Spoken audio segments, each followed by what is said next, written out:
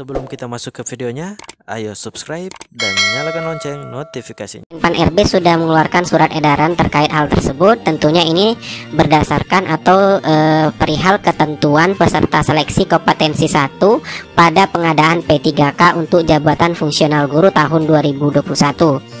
Nah, langsung saja kita ke isi suratnya, di mana di sini dijelaskan merujuk peraturan Menpan RB nomor 28 tahun 2021 tentang pengadaan pegawai pemerintah dengan perjanjian kerja untuk jabatan fungsional guru pada instansi daerah tahun 2021, khususnya mengenai ketentuan pelamar THK 2 dan guru non ASN yang terdaftar di Dapodik untuk mengikuti seleksi kompetensi 1 dan memperhatikan banyaknya pertanyaan terkait kesempatan bagi pelamar untuk dapat mendaftar di sekolah lain yang masih tersedia kebutuhannya jika kebutuhan atau formasi P3K tidak tersedia di sekolah tempat pelamar mengajar. Telah diadakan rapat Panselnas yaitu pada tanggal 13 Juli 2021 guna membahas pertanyaan-pertanyaan tersebut. Nah, rapat ini diselenggarakan 2 hari ya, tanggal 13 dan 14. Videonya bisa teman-teman lihat di channel ini terkait dengan rapat Panselnas untuk pendaftaran P3K guru di tahun 2021 ini. Nah, selanjutnya rapat Panselnas yang dihadiri oleh beberapa unsur, diantaranya itu ada Kemenpan RB, Kemendikbudristek, BKN, BPKP, dan tim QA Panselnas itu menyepakati untuk menjelaskan pasal 29 ayat 2 peraturan Menpan RB nomor 28 tahun 2021 sebagai berikut. Nah, di sini ada 11 poin terkait penjelasan lanjut atau penjelasan lebih mendalam untuk pasal 29 ayat 2 untuk P3K guru di sini. Nah, kita lihat yang pertama adalah pelamar untuk seleksi kompetensi 1 hanya diikuti oleh pelamar dengan kriteria THK 2 dan guru non ASN yang terdaftar di Dapodik. Ini sudah jelas teman-teman, sudah sesuai dengan Permenpan RB di sini. Kemudian kita lihat lagi yang kedua, dalam hal kebutuhan P3K tersedia di sekolah tempat pelamar mengajar. Saat ini pelamar sebagaimana angka 1 wajib mendaftar di sekolah tersebut selama sertifikat pendidik dan atau kualifikasi pendidikan sesuai, atau ini sudah linear tentunya.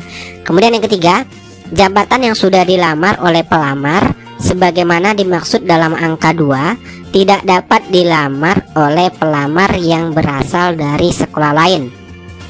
Kemudian yang keempat, dalam hal kebutuhan P3K tidak tersedia di sekolah tempat pelamar mengajar, pelamar dapat mendaftar di sekolah lain yang masih tersedia kebutuhannya.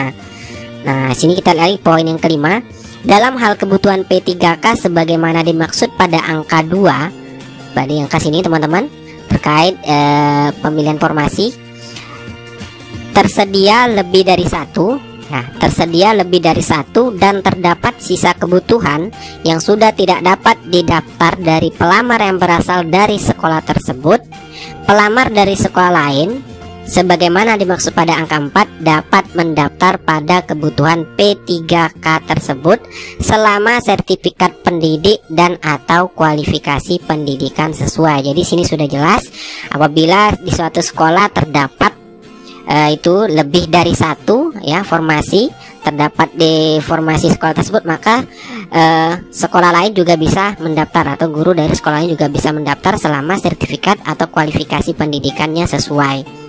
Kemudian yang keenam, pelamar sebagaimana dimaksud pada angka 5 selanjutnya dibagi menjadi 2 kelompok sebagai berikut.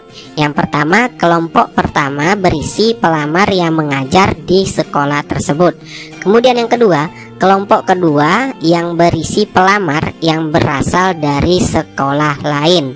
Jadi ini dibagi ke 2 kelompok terkait untuk pelamar ya, yang mendaftar di suatu sekolah ada kebutuhan atau formasinya dan di sekolah tersebut ada guru yang sudah mengajar, maka guru yang sudah mengajar di sekolah tersebut akan tidak berkompetisi dengan guru yang lain yang mendaftar di sana apabila ada kebutuhan formasi yang masih kosong seperti itu.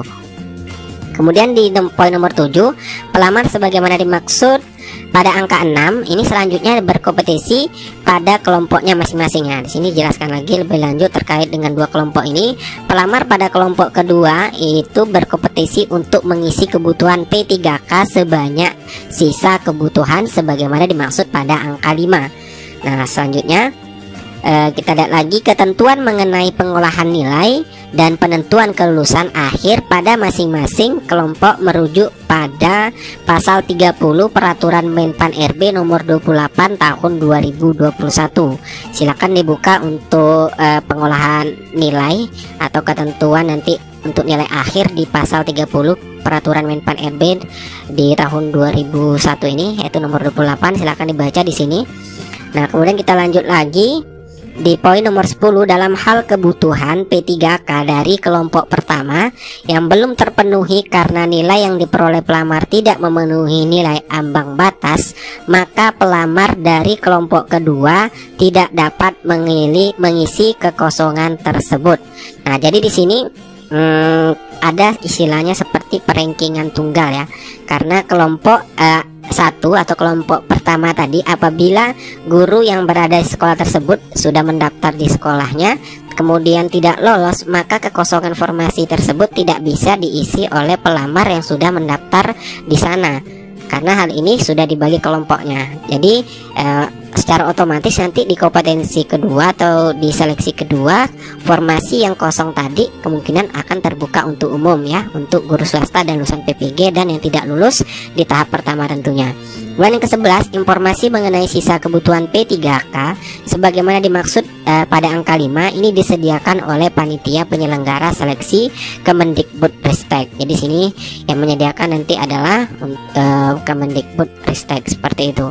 Jadi di sini secara kesimpulan ini hanya menjelaskan terkait dengan boleh tidaknya pelamar lain atau dari sekolah lain atau guru lain itu boleh mendaftar ke sekolah yang tersedia formasinya selama kebutuhan atau formasi di sekolah tersebut tersedia lebih dari satu atau masih kosong. Jadi sekolah lain itu boleh mendaftar, tetapi pada pelaksanaan seleksinya atau pengolahan nilainya atau kompetisi dilakukan itu berdasarkan kelompoknya masing-masing. Artinya guru honorer yang sudah terdaftar di sana akan berkompetisi dengan guru honorer yang mungkin juga mendaftar di sekolah tersebut. Begitu pula sebaliknya untuk guru honorer yang dari sekolah lain mendaftar di sekolah tersebut akan berkompetisi dengan dari guru sekolah-sekolah lain, seperti itu. Itulah info terbaru terkait dengan kejelasan atau penjelasan lebih lanjut dari pasal 29 ayat 2 untuk peserta seleksi kompetensi 1 P3K guru di tahun 2021.